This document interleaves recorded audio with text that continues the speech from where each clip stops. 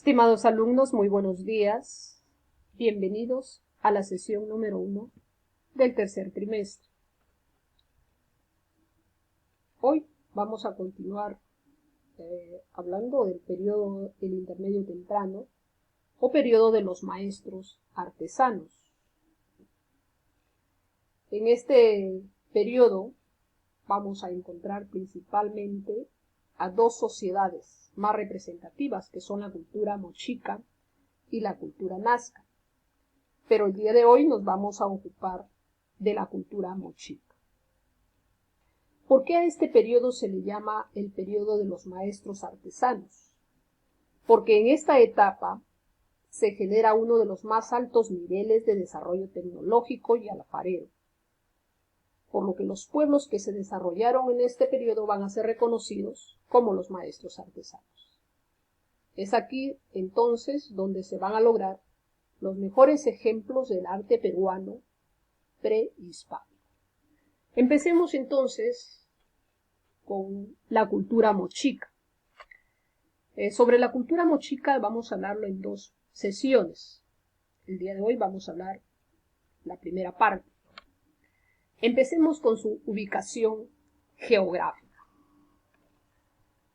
La cultura mochica, que es también llamada la cultura moche, se desarrolló en el Valle de Moche, en lo que es la costa norte del Perú, entre los años aproximadamente 100 a.C. y 800 después de Cristo. En un comienzo ocupó los valles de Chicama, de Moche, de Ibirú, que es en el actual departamento de La Libertad. Pero luego se extendió desde los valles del Chira y Piura por el norte hasta los valles de Guarmey por el sur. Pero su centro cultural estuvo situado en lo que es en el valle de Moche. Los moches fueron descendientes de los pueblos costeños que formaron las culturas Cupisnique y Salinal. Pero poco a poco los mochicas empezaron a agruparse ya en estados o señoríos independientes, que compartían de alguna manera la misma religión y cultura, aunque no la misma lengua. ¿Quién fue su descubridor? Descubierta por el arqueólogo Federico Maxule en el año de 1902.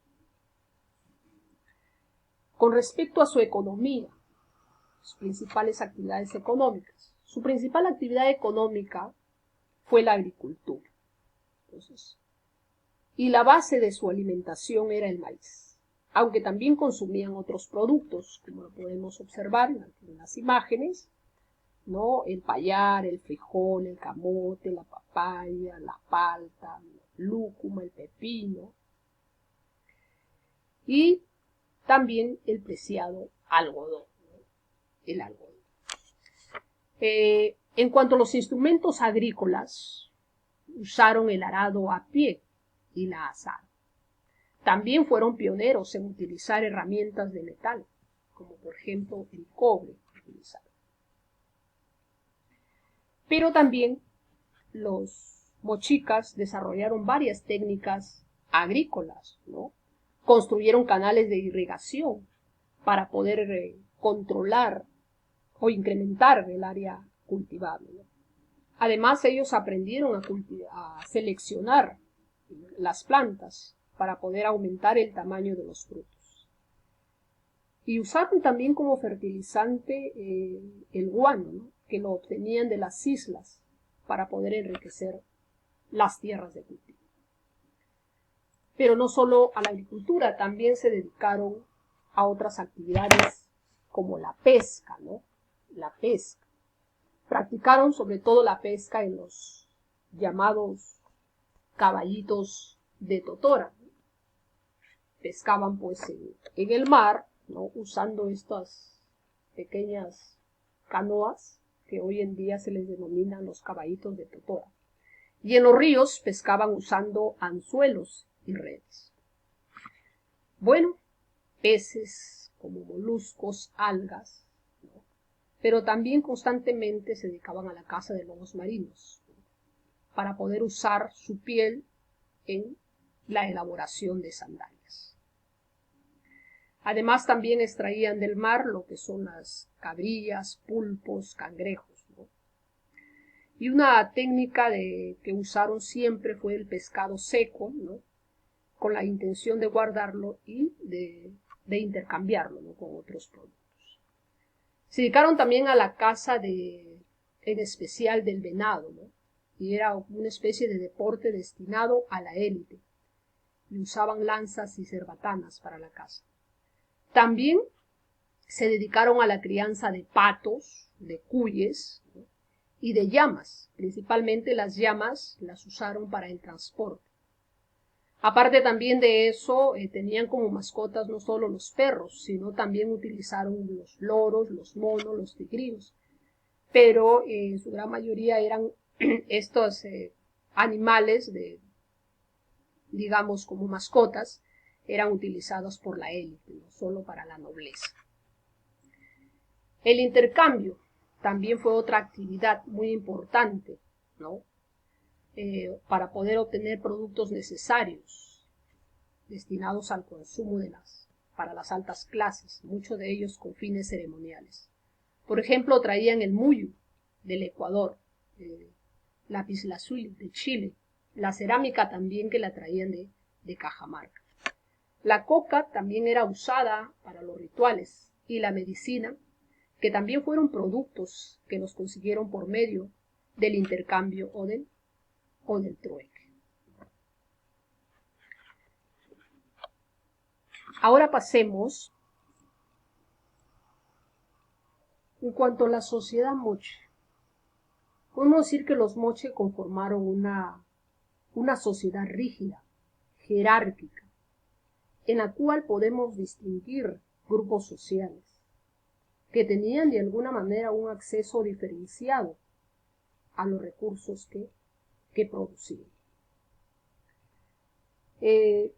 Principalmente entonces integraba un estado militar clasista que estaba gobernado por una clase aristócrata, guerrera, ¿verdad? Y además con el apoyo de lo que es la casta sacerdotal. Tenemos en el primer lugar, en la cúspide de la sociedad, a los grandes señores, a los sacerdotes, guerreros. Siendo el principal y el primer lugar está el señor llamado el señor Oasiet, ¿no? Él era considerado como el hijo del dios Aipayet y era su representante en la tierra. Digamos que la élite gobernante estaba constituida por sacerdotes. Ellos desempeñaban un rol político y religioso. Y además, esos dos primeros grupos sociales habían convencido al pueblo de que solo ellos tenían la capacidad de comunicarse con los dioses y así asegurar la vida y el equilibrio, ¿verdad?, en el mundo.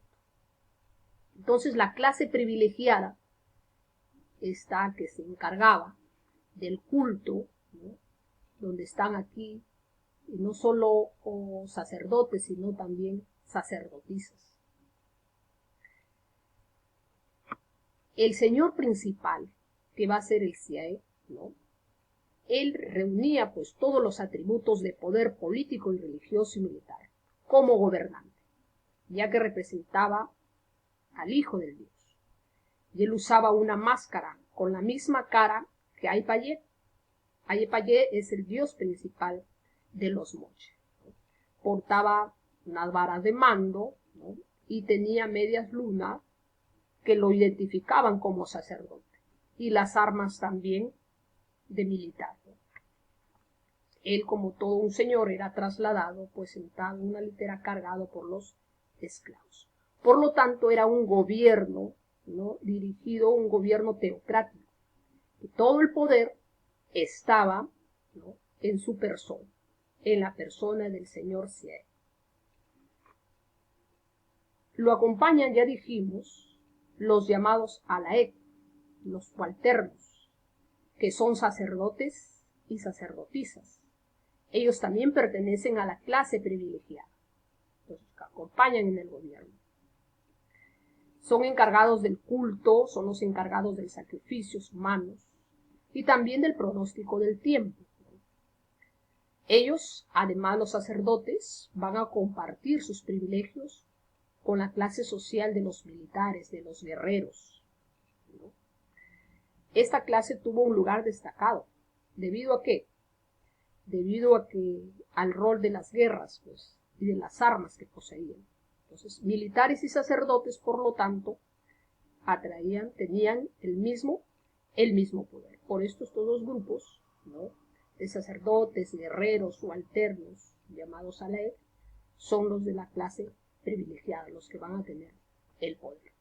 En el otro grupo tenemos también a los llamados artesanos, que conforman un grupo importante dentro de la sociedad, pues se dedicaban exclusivamente a producir bienes, y además ellos van a realizar trabajos de alfarería, de textilería, de cerámica, de metalurgia, pero ellos no eran libres, ¿no? Producían en talleres en base a modelos y estaban al servicio de los señores, sobre todo del señor Siae. Luego tenemos al pueblo en general, que ya está conformado por los campesinos, ¿verdad? Aquí están distintos sectores, por ejemplo, agricultores, pescadores, constructores. Y el pueblo además era el encargado de pagar el tributo, y el tributo lo pagaban en forma de trabajo comunal. Y era una actividad que de alguna manera servía para construir las grandes obras arquitectónicas, pues ellos eran los encargados de construir las obras arquitectónicas, los canales de irrigación, etc. Por eso es que su principal tarea fue trabajar. Fue la mano de obra más importante y principal en la construcción de canales, de templos y de palacios. Y más abajo encontramos a los llamados prisioneros o a los esclavos de guerra. Ellos, ¿no?, eran los llamados vencidos en las guerras colonizadoras. Entonces, representados con siempre desnudos y amarrados. Ellos, por ejemplo, los amarraban con sogas, y muchos de ellos eran enviados a trabajos muy duros, pero también eran enviados a los sacrificios para los dioses.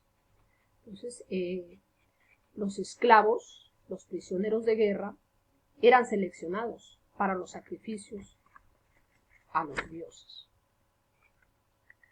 Bien, ahora pasemos a lo que es la religión. Los moche tuvieron como dios principal a Yapayé, más conocido llamado el Decapitador. Además también tuvieron como el centro principal religioso a Huaca de la Luna. Los sacerdotes aquí llevaban a cabo sus ceremonias rituales y también realizaban los sacrificios humanos, que eran practicados con fines religiosos.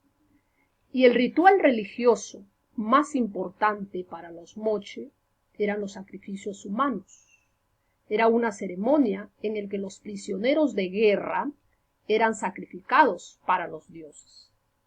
Entonces los prisioneros eran desvestidos y atados, y luego eran trasladados a manera de procesión al templo de la Huaca de la Luna, ¿no? Y ahí es donde se realizaba la ceremonia de sacrificios. Bien, estimados alumnos, hasta aquí hemos llegado con la primera parte de la cultura mochica. En la próxima sesión vamos a ver la segunda parte, principalmente lo que ya corresponde a lo que son las manifestaciones culturales y artísticas. No te olvides que te estaré enviando la tarea. Por favor, sé un poco más responsable para poder realizar tus tareas y cumplir, como siempre, con las dos tareas encomendadas. Recuerda que cada tema, la tarea tiene dos partes y usted tiene que desarrollar las dos partes y no solo quedarse en una parte como sucedió en el trimestre anterior. Bueno, muchísimas gracias, cuídate, que Dios te bendiga y hasta la próxima. Muy buenos días.